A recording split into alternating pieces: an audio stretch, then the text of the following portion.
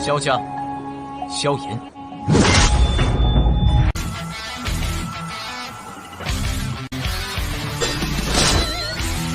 指缝中的光点燃了梦魇，站在天端俯瞰着世界无边无边。 Selamat datang di channel hiburan netizen. Mari kita lanjutkan part berikutnya dari cerita novel Donghua Battle Through the Heavens. Ini hanyalah full spoiler. Tanpa banyak kata demi menghemat kuota, segera kita mulai isi ceritanya. Jalan batu itu sangat panjang. Sekilas, itu seperti ular besar berkelok-kelok yang mengikuti pegunungan ke atas sebelum menghilang di awan gelap yang jauh. Orang akan merasa sangat kecil saat berjalan. Langkah kaki Xiao Yan berjalan dengan kecepatan tetap saat dia perlahan berjalan ke puncak gunung. Kedua sisi jalan gunung ditutupi dengan pohon berwarna perak besar. Pohon seperti itu cukup aneh. Pohon jenis ini tidak memiliki daun. Seluruh wujudnya seperti pilar lurus. Hal yang menyebabkan Xiao Yan terkejut adalah bahwa bagian dalam pohon berwarna perak besar ini mengandung energi petir yang padat. Jika seseorang menggunakan kekuatan spiritual untuk merasakannya, seseorang akan dapat menemukan gelombang aura petir di atas pohon besar yang berulang kali melonjak keluar. Akhirnya, awan itu naik ke awan gelap di langit. Xiao Yan menghentikan langkahnya saat dia melihat adegan ini, berpikir keras saat dia melakukannya. Alasan gunung petir memiliki kekuatan angin petir yang menakutkan mungkin terkait dengan pohon-pohon yang tidak biasa ini. Dengan pohon perak yang memberikan kekuatan petir, awan gelap di langit tidak akan pernah menyebar.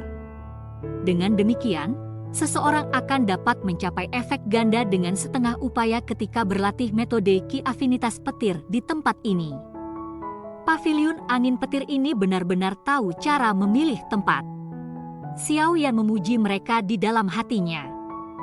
Kakinya baru saja bergerak ketika teriakan jelas Derek tiba-tiba bergema. Semua orang segera mendongak untuk melihat Derek yang indah dan berwarna-warni mengepakkan sayapnya saat terbang dari bawah gunung sampai ke puncak. 7 bangau besar berwarna? Mungkinkah Nona Feng dari paviliun petir angin yang ada di dalamnya? Jalan gunung segera mengeluarkan banyak seruan dan suara iri ketika mereka melihat bangau besar 7 warna. Tatapan Xiao Yan juga berhenti di bangau besar 7 warna. Dia tidak melihat lagi pada Derek warna-warni. Sebaliknya, tatapannya terkunci pada sosok anggun di belakang Derek besar. Melihat kembali yang akrab itu, wanita ini memang Feng King Er. Derek besar itu tidak berhenti karena banyak seruan dari jalan gunung. Dengan sayapnya yang sangat besar, ia menabrak awan dan dengan cepat menghilang. Xiao Yan perlahan menarik matanya setelah Derek besar itu menghilang. Alisnya tanpa sadar merajut bersama. Pasti ada sesuatu pada wanita itu yang menyembunyikan auranya. Jika tidak mungkin bagi Xiao Yan untuk tidak dapat melihat melalui kekuatannya dengan kemampuannya saat ini. Sepertinya wanita ini tidak sederhana. Saya telah melihat orang-orang dari 4 paviliun. Jika aku benar-benar ingin membandingkannya, Feng King Er ini adalah yang paling berbahaya.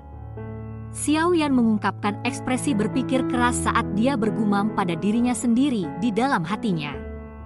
Yang dia tidak tahu adalah hal yang paling menakutkan.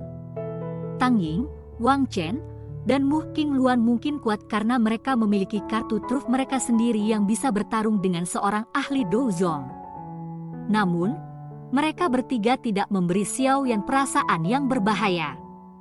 Hanya Feng King Er yang menyebabkan dia tidak dapat melihat melalui dirinya. Jika saya bisa menebak dengan benar, kemungkinan pemenang terakhir di pertemuan paviliun besar ini adalah wanita ini. Xiao Yan dengan lembut menghela nafas. Meskipun tidak ada dasar untuk memikirkannya, dia samar-samar memiliki perasaan yang menyebabkan dia berpikir dengan cara ini. Mungkin itu karena paviliun petir angin, tapi Xiao Yan tidak memiliki kesan yang baik terhadap Feng King Er. Meskipun pihak lain memiliki penampilan dan sikap yang luar biasa, Xiao Yan memiliki dendam dengan dia sejak awal. Oleh karena itu, hatinya merasa sedikit tidak senang jika dia melihatnya mendapatkan kemenangan di pertemuan besar. Xiao Yan meringkuk mulutnya dan bergumam di dalam hatinya. Setelah itu, dia berhenti tetap di jalan gunung ini lebih lama lagi. Dia meningkatkan kecepatannya. Pada akhirnya, dia berubah menjadi garis hitam yang dengan cepat bergegas ke puncak gunung. Meskipun gunung petir cukup tinggi, Xiao Yan berhasil mencapai puncak gunung dalam waktu kurang dari 10 menit. Xiao Yan baru saja naik ke puncak ketika suara seperti iblis dituangkan ke telinganya, menyebabkan dia merasa sedikit pusing karena dia tidak mempersiapkan diri. Ketika dia pulih, matanya menyapu dengan rasa takut berlama-lama. Dia langsung tertegun. Yang bisa dilihatnya hanyalah laut manusia tak berujung. Bahkan dengan karakter Xiao Yan, dia tidak bisa membantu, tetapi merasa agak terdiam saat ini. Dia tidak mengharapkan pertemuan besar pavilion ini untuk benar-benar menarik aliran lalu lintas manusia yang gila. Xiao Yan tertegun sejenak sebelum dia menghela nafas dalam pengunduran diri. Tubuhnya bergerak dan dia bergegas ke pohon berwarna perak yang sangat besar. Pada saat ini, cukup banyak orang juga berdiri di pohon-pohon perak yang aneh di sekitar. Oleh karena itu, Xiao Yan tidak menarik banyak mata. Dengan bantuan tampilan yang bagus, Xiao Yan mampu secara kasar melihat puncak gunung petir. Tempat mereka saat ini adalah sebuah stadion. Bahan bangunan stadion ini adalah jelas pohon berwarna perak besar yang Xiao Yan saat ini berdiri di atas. Keseluruhannya berwarna perak cerah dan cukup mencolok. Ada beberapa lubang di stadion. Tampaknya ini adalah tempat di mana para murid dari pavilion petir angin biasanya dilatih. Bagian yang paling menarik perhatian dari seluruh puncak gunung petir adalah menara berwarna perak yang sangat besar. Menara ini setidaknya 3 hingga 400 kaki, tampak sangat megah. Cahaya petir berkedip di sekitar menara sementara puncaknya dimasukkan ke lapisan awan, memberikannya perasaan yang sangat misterius. Ada banyak bangunan di puncak gunung, kemungkinan perempat dari murid-murid pavilion petir angin. Xiao Yan hanya menyapu pandangannya di sekitar tempat ini sebelum berhenti di depan stadion berwarna perak besar. Ada beberapa kursi kayu perak yang ditempatkan di suatu tempat dengan pemandangan yang sangat bagus. Cukup banyak murid-murid petir angin yang tampak keras berdiri di depan kursi-kursi itu. Melihat aura yang samar-samar merembes keluar dari mereka, jelas bahwa mereka bukan murid biasa. Pada saat ini, semua kursi ini kosong. Jelas, mereka yang memiliki kualifikasi untuk duduk di dalamnya adalah kelas berat di 4 pavilion. Xiao Yan duduk bersila di pohon perak ketika dia melihat bahwa pertemuan agung belum dimulai secara resmi. Setelah itu, dia menutup matanya dan sembuh. Saat Xiao Yan sembuh tidak berlangsung lama ketika suara gong yang jelas tiba-tiba muncul di gunung petir. Segera, banyak sosok gesit muncul dari puncak gunung. Setelah itu, mereka menyebar. Posisi di mana individu-individu yang tersebar ini sangat baik. Mereka secara kebetulan mengelilingi seluruh puncak gunung. Setiap gerakan yang tidak biasa akan dikunci oleh mata tajam para penjaga ini. Para murid dari pavilion petir angin memang terlatih dengan baik. Mata Xiao Yan terbuka ketika suara gong muncul. Dia secara acak melirik posisi sosok manusia yang diduduki saat dia diam-diam berbicara dalam hatinya. Sebuah petir besar tiba-tiba bergegas turun dari lapisan awan sementara Xiao Yan bergumam pada dirinya sendiri. Cahaya terang seketika menyebabkan sebagian besar orang secara refleks menutup mata mereka. Xiao Yan menyipitkan matanya, mempelajari petir besar. Beberapa orang perlahan-lahan keluar dari tempat itu. Akhirnya, mereka duduk di kursi kayu perak. Mata Xiao Yan menyapu mereka dan tatapannya segera berhenti pada sosok yang dikenalnya. Rasa dingin menerangi matanya. Fei Tian. Itu sebenarnya adalah 4 kepala paviliun petir angin. Paviliun petir angin memang dipenuhi para ahli. Orang di tengah harus Le Zunze yang diisukan kan? Beberapa seruan bergema di suatu tempat ketika semua orang membuka mata mereka dan melihat 4 orang di kursi. Jantung Xiao Yan melonjak ketika dia mendengar ini. Tatapannya berubah dan langsung berhenti pada seseorang di tengah. Orang ini memiliki tubuh yang besar dan tampak seperti berusia 40 atau 50 tahun. Namun, dagunya ditutupi jenggot berwarna perak. Dia mengenakan jubah berwarna perak dengan gambar-gambar kilat yang dijahit di atasnya. Melihat dari kejauhan, foto-foto itu tampak hidup karena terus mengalir. Sedikit aura petir bahkan samar-samar merembes keluar darinya. Aura orang ini tampaknya jauh lebih rendah daripada Fei Tian dan 2 lainnya. Dia bahkan memiliki perasaan sebagai orang biasa. Namun, dengan mengandalkan persepsi spiritual yang luar biasa, Xiao Yan jelas merasakan perasaan yang berbahaya dari orang ini. Perasaan seperti itu adalah sesuatu yang bahkan Fei Tian tidak punya. Apakah dia kepala dari paviliun petir angin yang disebut Le Zunze?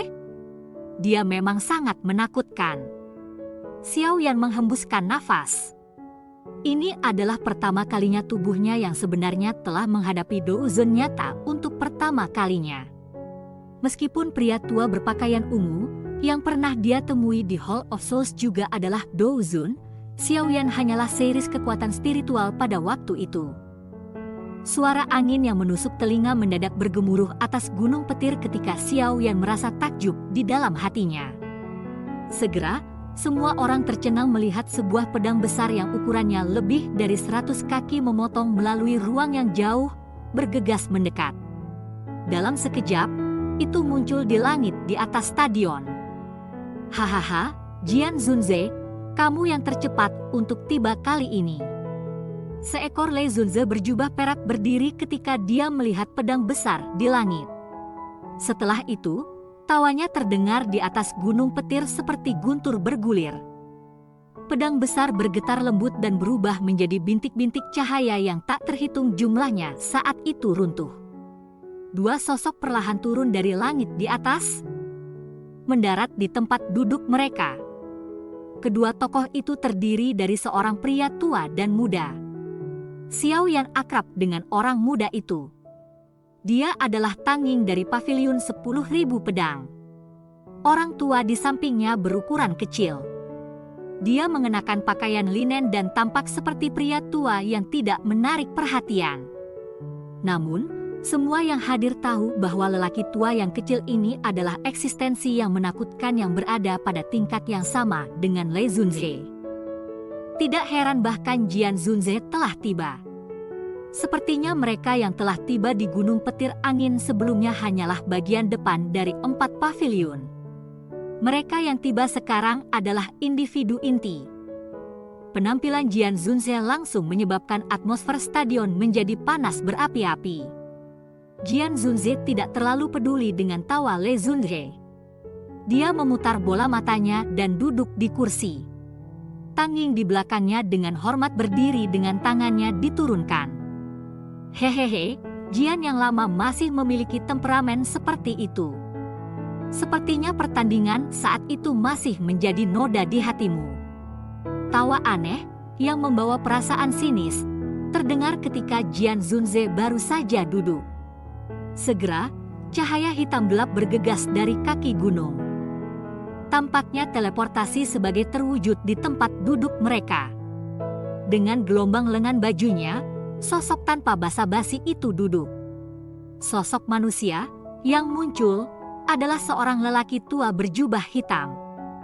Kulit wajahnya pucat dan tampilan agak teduh ada di antara alisnya. Salah satu matanya hitam sementara yang lain berkulit putih, memberinya penampilan yang sangat aneh. Sosok yang dikenal berada di belakangnya. Orang ini secara alami adalah Wang Chen dari paviliun musim semi kuning. Saat itu, saya yang lama tidak beruntung dan nyaris kalah darinya.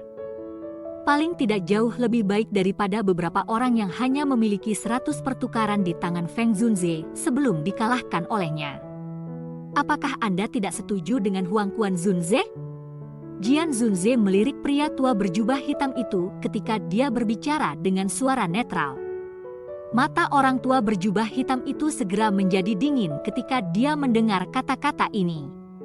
Sebelum dia bisa membalas, bagaimanapun, ada sedikit perubahan dalam ekspresinya. Matanya yang menyeramkan mengunci dengan kuat di langit. Ada angin seperti naga yang bergemuruh tiba-tiba ditularkan dari tempat itu.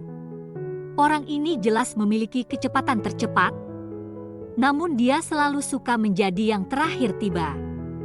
Jian Zunze mengangkat matanya. Tatapan tajamnya menatap ke langit yang jauh saat dia tertawa. Suara Jian Zunze baru saja terdengar ketika naga mengaum seperti angin ditularkan. Segera, angin puyuh hijau besar muncul di atas gunung di depan mata yang tak terhitung jumlahnya. Mata Xiao Yan tiba-tiba bergeser ketika angin puyuh berwarna hijau ini muncul. Dia menatapnya dengan kuat dan tinju di lengan bajunya tiba-tiba menegang. Feng Zunze. Cerita pun bersambung ke episode selanjutnya. Jangan lupa di like, komen, subscribe dan share-nya ya, biar tambah semangat dan konsisten, dan dapat membantu meningkatkan kultivasi Xiao Yan. Terima kasih.